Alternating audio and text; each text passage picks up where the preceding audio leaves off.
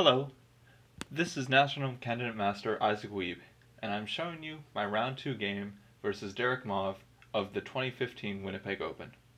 The theme of this game is the attack. I prepared a very sharp attacking line of the white side of the knight or Sicilian for Derek. However, I went a bit overboard and almost lost the game due to my reckless play. This is a very complicated game, and the game-saving resource was very difficult to spot for Derek. Anyhow, the game kicks off with pawn to e4, pawn to c5, knight to f3, pawn to d6, pawn to d4, pawn c captures d4, knight captures d4, knight to f6, knight to c3, pawn to a6, bishop to g5, pawn to e6, pawn to f4, queen to b6. Now I was fully expecting Derek to play knight to b to d7, queen to f3, queen to c7, castles queenside, bishop to e7, pawn to g4. And now it seems that my kingside attack is rolling. I'm going to play bishop takes f6, followed by g5, and maybe f5 to boot later.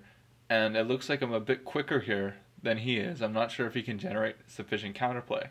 For instance, if you're to play the natural looking move b5, now after bishop takes f6, and suppose, for the sake of argument, bishop takes f6, I have a nice little tactical shot, among other variations, with bishop takes b5, and after a takes b5, knight d takes b5, queen to b8, knight to d6 check, king to f8, pawn to e5, bishop to e7. Now I win my piece back in nice fashion with knight takes c8, queen takes c8, rook takes d7. For now, if queen takes d7, queen takes a8 check, I win my piece back. I have a bunch of queenside pawns that are ready to promote. I have a very nice game here, and I'm practically winning.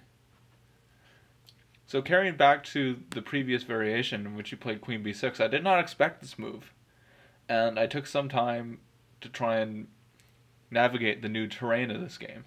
I played queen to d2, queen captures b2, rook b1, queen a3. So now for the pawn that Derek has, he's a bit behind in development, and I try and exploit this right away with a direct attack, pawn to e5. This is one of the sharpest moves that can ever be played in this position, and I don't fully know or understand the theory of this, and perhaps this is a good indicator that I should probably never play this again, for if I were to play someone who knows the defensive resources for black in this position, I could perhaps risk losing a game quite quickly. So after pawn d captures e5, f captures e5, knight fd7, bishop d3. I'm letting go of the e5 pawn here, except I'm hoping that Derek will call my bluff because it looks like I have a lot of pieces developed. 2 knights, a rook on b1, I in the semi-open b file, 2 bishops, and to boot I'm going to castle, and I think I'll have all my opening problems taken care of. However, I'm 2 pawns behind, so I would need a very quick attack right away. Looking at this position, there doesn't seem to be a quick attack. I can't really target his king in any form or fashion. But I was lucky that Derek didn't take the pawn, and instead he played bishop to b4. I played rook to b3, queen to a5, castle kingside, castle kingside. And now here, I decided to go very, very, very flashy and play bishop to f6. Now this move might seem a bit strange to you. I'm outright hanging the bishop. It can be taken, pawn g takes f6. And I was hoping that he would do that, in which I have a very, very nice variation here. Let's see if I can spot it.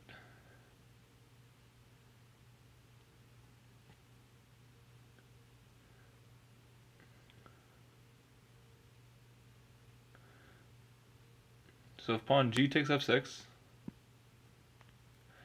then I have the nice move queen h6, threatening checkmate on h7. He'll have to play f5, and then I have a nice powerful move, rook f5, crashing through. I've broken down his defenses. I'm threatening rook h5, putting even more pressure on the h7 square that is weak. And in addition, I'm also threatening rook g5 check, king h8, and then queen takes with checkmate. So let's see how he responds. If he plays bishop c3, then I play rook g5, king h8, queen h7 is checkmate. He can play e takes f5, but after bishop takes f5, knight f6, because there's no other way he can possibly defend the h7 square, knight f6, ef6, this is game over. He is facing two different checkmates, queen takes h7 checkmate and queen g7 checkmate. So let's say, for argument, he plays bishop c3, queen g7 checkmate. That's the game. Instead, he had a nice defensive resource, rook to d8. After knight takes f6, e takes f6, bishop c5, first pinning the knight, and this is about to drop off. After queen f4, rook d8, just play very solidly defensively. Remember the first theme of the game, of game 1, in my game versus Ken Einerson. As long as you place your pieces in a position to counterattack, then you can stave off your opponent's attack. The computer recommends bishop takes h7 check, king takes h7, and which everything seems to be unclear after knight e2, for instance, trying to hang on to the piece with perhaps an attack here, but it's clearly obvious that black is winning and he should win this game. So that's the defensive resource I missed, was bishop c5 followed by rook d8. He, however, did not play it. He instead played bishop takes c3, and now I'm dominating after rook c3. For instance, I'm threatening bishop takes h7 check, king takes h7, rook h3 check, and after the king moves, queen a5, and I win his queen. So knight takes f6, e takes f6, queen e5, and now I play the combination anyway. Bishop takes h7 check. For instance, if you were to play queen h7, king takes h7, now I played rook h3, king g8, pawn f takes g7, and if rook d8, rook h8 check, king g7, queen h6 checkmate.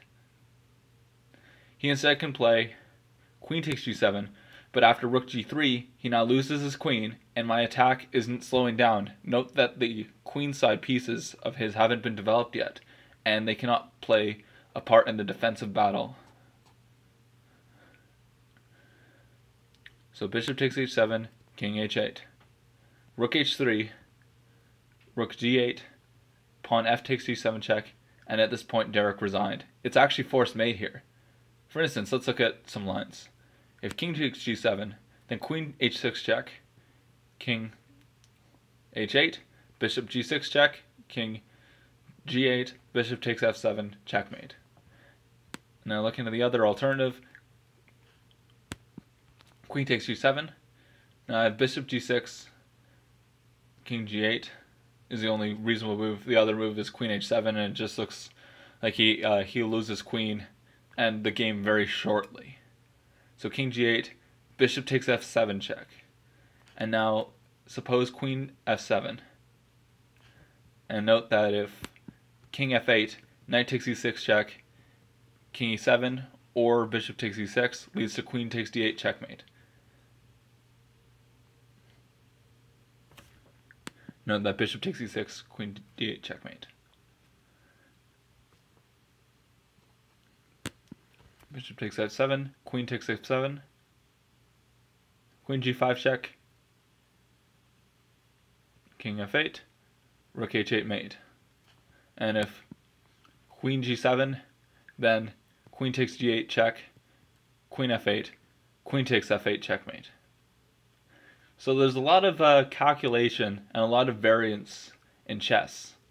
And sometimes it's good to play in a straightforward attacking fashion, but other times you have to realize when to have some restraint. And I'm very lucky that Derek missed the bishop c5 idea I described earlier. Because if he were to find this, then I think I would have been lost. After bishop c5, queen f4, rook d8, piling pressure and getting a nice counterattack on this pinned piece. And in a way, he's actually defending his king side, because now I have to tend to this knight rather than focus on attacking his king. So I thank everyone for watching. I hope you're thoroughly entertained by this attacking whatever it was. and have a good night.